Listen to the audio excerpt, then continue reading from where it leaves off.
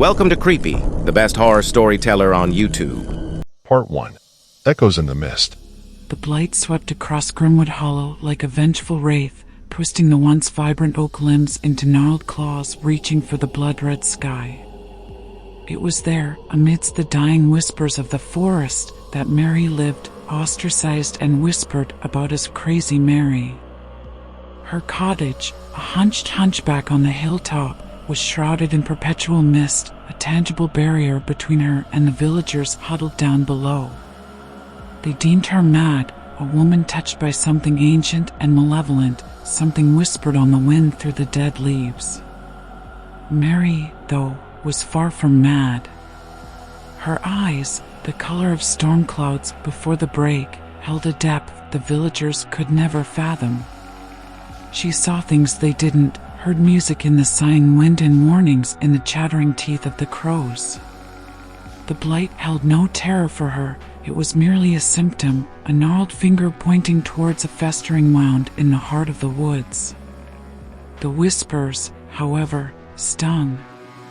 They followed her like leeches, clinging to her skin, filling her nights with the echo of scornful laughter. On this day, though, a different echo snagged on the tendrils of mist, a rhythmic thudding, like a heartbeat against the earth. Curiosity flickered in Mary's eyes, pushing aside the bitterness. She grabbed her staff, a gnarled oak branch polished smooth by years of solitude, and followed the sound, her boots crunching on the frost-kissed leaves.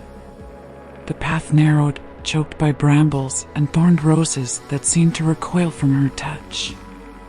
The sun, a pallid ghost behind the Blight's veil, cast long, grotesque shadows that danced with unseen whispers. The air grew thick, heavy with the cloying scent of decay and something else, something metallic and sharp. Then, the source of the thudding, a clearing eerily pristine amidst the desolation. In its center, a man lay prone, blood painting grotesque patterns on the white snow. His clothes, rough-spun and unfamiliar, spoke of faraway lands. Mary knelt beside him, her staff falling away with a thud. His face, pale as the winter moon, bore the mark of unspeakable fear, as if he'd glimpsed something beyond human comprehension. His chest rose and fell shallowly, each breath a rattle in his throat. Mary pressed her fingers to his neck, feeling the faint, erratic pulse. He was alive, but barely. She had seen wounds like this before, inflicted by things that lurked in the Blight's twisted heart. Things the villagers dismissed as her fevered imaginings. A low growl, guttural and primal, ripped through the clearing. Mary's head snapped up, eyes flashing with a ferocity that belied her slender frame. In the encroaching shadows, two hulking figures lumbered, their eyes glowing with an unnatural, predatory light. They were shadows given form, nightmares clawing their way into the waking world. Fear, a sharp, icy shard, pierced Mary's heart. Yet, it was quickly eclipsed by something else, rage.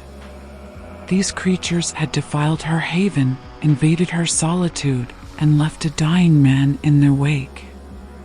The anger surged through her, hot and fierce, banishing the chill of the Blight. She rose, her staff clutched tight, the storm clouds in her eyes gathering strength. The creatures surged forward, their guttural growls morphing into triumphant snarls. But Mary met them head-on, her voice ringing out, a clarion call that shattered the silence of the dead woods. It wasn't the language of men, but of the wind and the trees, a primal song of defiance that resonated with the ancient magic of the land. The clearing became a whirlwind of shadows and fury.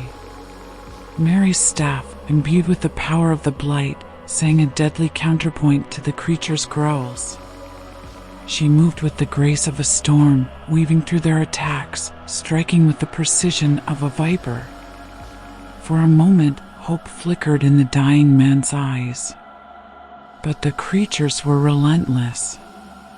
One, a hulking mass of claws and sinew, landed a blow on Mary's shoulder, tearing through her cloak and flesh. Pain lanced through her, but she roared defiance, her staff finding its mark in the creature's chest. It stumbled back, a gurgling scream ripping from its throat before dissolving into wisps of shadow. The remaining creature, its rage doubled by its fallen companion, lunged with a vengeance.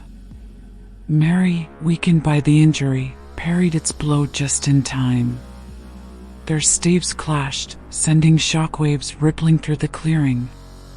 The air crackled with raw power, the very fabric of reality seeming to strain under the pressure. Then, with a thunderous crack, the staff in Mary's hand shattered, splintering into 1,000 emerald shards that scattered like fallen stars across the snow. The creature, emboldened, roared and lunged, its claws inches from her throat. In that split second, time seemed to slow, the world shrinking to the primal dance of predator and prey. But Mary was not alone. From the depths of the Blight, a response to her defiance surged forth. The wind, no longer a mournful sigh, picked up, whipping into a frenzy. The dead leaves danced in a wild ballet, swirling around the creature like a living cage. The gnarled branches of the surrounding trees, as if awakened from their slumber, reached out, their shadows twisting and lengthening, ensnaring the beast in their grip. A guttural shriek resonated through the clearing, a sound that tore at the fabric of sanity. The creature, trapped and writhing, pulsed with a malevolent energy, a darkness so profound it seemed to suck the very light from the sky. The Blight, responding to this darkness, writhed and pulsed, its tendrils reaching down from the sky like writhing tentacles. Suddenly, the dying man stirred. His eyes, filled with a newfound clarity, met Mary's. With a raspy voice, he spoke, his words laced with urgency. The heartwood, the Blight's core, destroy it. Then, his eyes glazed over, his life extinguished like a snuffed candle.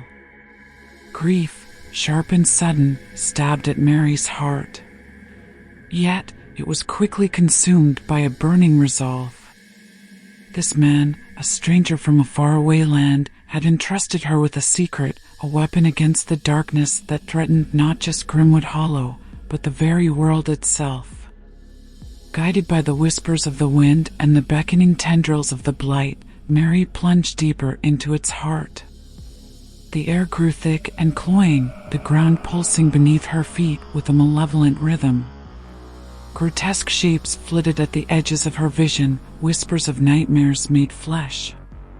But Mary pressed on, her staff, reforged in the crucible of her rage and grief, her guiding light. Finally, she found it, the heartwood. A twisted mass of gnarled roots and pulsating sap, it radiated a darkness that threatened to consume her whole. Yet, within it, she sensed a flicker of hope, a spark of defiance against the encroaching darkness. Raising her staff, Mary channeled all her anger, all her sorrow, all her love for the land she called home. She poured her spirit into the wood, forging a blade of emerald fire that sang with the song of the wind and the trees. And then, with a cry that echoed through the Blight, she struck. The heartwood shrieked, a sound that tore at the very fabric of reality. The Blight writhed and convulsed, its tendrils lashing out in a final, desperate spasm. But Mary stood firm, her blade carving a path through the darkness, severing the heartstrings of the beast. Then, with a deafening crack, the heartwood shattered. The Blight, its lifeblood severed, recoiled, its tendrils shrinking back into the sky. The air cleared, the wind sighing in relief, and the sun, pale and hesitant, peeked through the dispersing mist. Gripped by exhaustion and the aftermath of her ordeal, Mary slumped to the ground, her blade a smoldering ember in her hand. She had won, but at a terrible cost. The death of the stranger, the burden of carrying the knowledge of the darkness she had faced, these were scars that would never truly heal. Yet, As she looked out over the land, the blight receding like a tide of nightmares, a flicker of hope sparked in her eyes. She had bought Grimwood Hollow, maybe even the world, a reprieve. And perhaps, somewhere beyond the shadows, the stranger's spirit smiled, knowing that his sacrifice had not been in vain. But as Mary rose, her body racked with pain, she knew this was not the end. The darkness she had faced was merely a shadow, a whisper of a far greater evil that pulsed in the heart of the unknown. And she, Mary of Grimwood Hollow, the woman the villagers called Crazy Mary, would be ready when it returned. For she was no longer just a woman ostracized and feared. She was the protector, the guardian, the last line of defense against the nightmares that lurked beyond the veil. Part 2. Whispers in the Moonlight. Years had passed since Mary struck down the Blight's heart, but the memory of that day clung to her like a tattered shroud. The villagers, ever cautious, still regarded her with wary eyes, whispering behind cupped hands. However, a grudging respect had crept into their murmurs, tinged with fear of the things she had faced and the knowledge she possessed. Grimwood Hollow, though scarred, began to heal. New leaves unfurled on the once blighted trees, and timid sunlight dared to pierce the shadows. Yet, beneath this fragile serenity, Mary sensed a disquiet, a tremor in the fabric of reality. The dreams that had haunted her since that fateful day intensified, visions of writhing tentacles and whispered promises of endless night. One moonlit night, as the whispers in her dreams reached a crescendo, Mary felt a pull, a tugging at the edges of her consciousness. Drawing on the power of the heartwood, a wisp of emerald energy that clung to her soul, she yielded to the pull, letting it draw her into the swirling mists beyond the forest. She emerged in a land of twisted moonlight, where obsidian mountains scraped the bruised sky and skeletal trees creaked in a desolate wind. Before her, a jagged chasm yawned, spewing forth tendrils of inky darkness that pulsed with a rhythm older than time. This was the source, the wellspring of the Blight, the heart of the nightmares she had glimpsed. From the depths of the chasm, a voice called out, a seductive purr that promised power and oblivion. It spoke of an ancient pact, of forgotten gods and the inevitable surrender of all light to the eternal night. It offered Mary a place at its side, a queen in a kingdom of shadows. But Mary stood firm, her eyes ablaze with defiance. The heartwood hummed within her, its emerald glow pushing back the encroaching darkness. She spat back a challenge, her voice ringing with the fury of a storm. I am Mary of Grimwood Hollow, and I will not yield to your darkness. The voice snarled, its form coalescing from the shadows. It took the shape of a grotesque spider, its legs like obsidian spikes, its mandibles dripping with venom. Its eyes, burning embers in the gloom, held the promise of oblivion. The battle that followed defied words. Mary, fueled by rage and grief, wielded the heartwood's residual power like a flaming sword. She danced through the spider's attacks, her staff a blur of emerald fire, cleaving the shadows and banishing the whispers. But the spider was relentless, its attacks growing ever more desperate, ever more vicious. Its venom, infused with the essence of the darkness, burned where it touched, stealing her strength and clouding her mind. Just as Mary felt herself faltering, the ground beneath her shifted. A tremor shook the chasm, and from within, a grotesque, pulsating mass oozed into existence. It was the heart of the darkness, a writhing ball of pure malice, fueled by the whispered nightmares of countless souls. The sight plunged Mary into despair. Was this the end? Was all her sacrifice, all her suffering, in vain?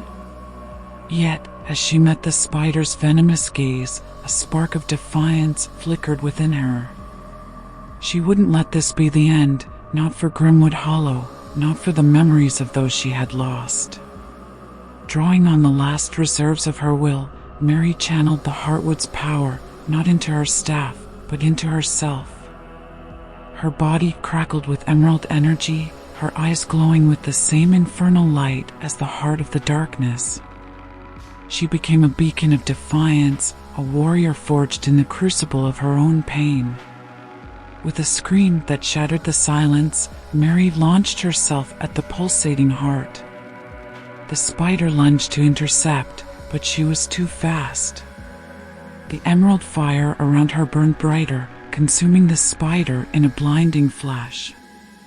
Mary crashed into the heart of the darkness, her energy a dam against the tide of oblivion. The world dissolved into a storm of light and shadow, a primal scream echoing through the void. Then, silence. When the world solidified around her, Mary found herself back in Grimwood Hollow, the sky bleeding dawn, the mist clinging to the trees like tattered ghosts. The chasm was gone, the echoes of the battle fading into the wind.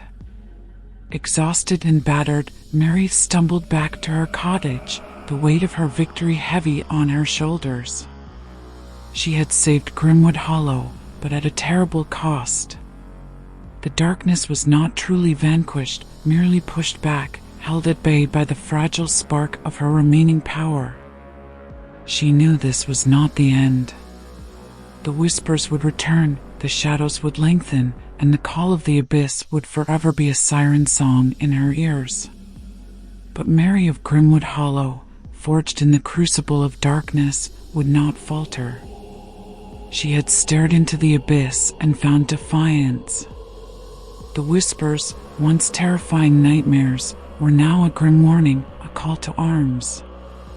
Days turned into weeks, weeks into months. The villagers, who had watched the skies with nervous anticipation, saw no resurgence of the Blight. They saw something else, though a change in Mary. She was still ostracized, an unyielding island in their sea of normalcy, but a begrudging respect had blossomed into something akin to awe. Mary, in turn, watched them with wary eyes. While the villagers saw peace, she saw vulnerability, a fragile dance on the edge of oblivion. She spent her days honing her skills, learning to wield the whispers of the darkness against itself. She practiced weaving illusions, cloaking herself in shadows, speaking the language of nightmares. One moonlit night, the echoes returned. This time, they weren't whispers, but screams carried on the wind from distant villages. A new blight, smaller but no less vicious, had taken root, its tendrils reaching towards Grimwood Hollow. Mary knew what she had to do. Donning a cloak woven from moonlight and shadows, she slipped into the night, a harbinger of the very darkness she swore to fight. She became a wraith, flitting through the blight-infected forests, sowing confusion among the creatures, their own shadows turning against them. She reached the heart of the new blight, a gnarled oak pulsating with corrupted energy. But this time, she didn't face a monstrous spider. Instead, a figure cloaked in shadow awaited her, its voice smooth as oil, laced with venomous promises. It was not the voice of the abyss, but something more subtle, more insidious.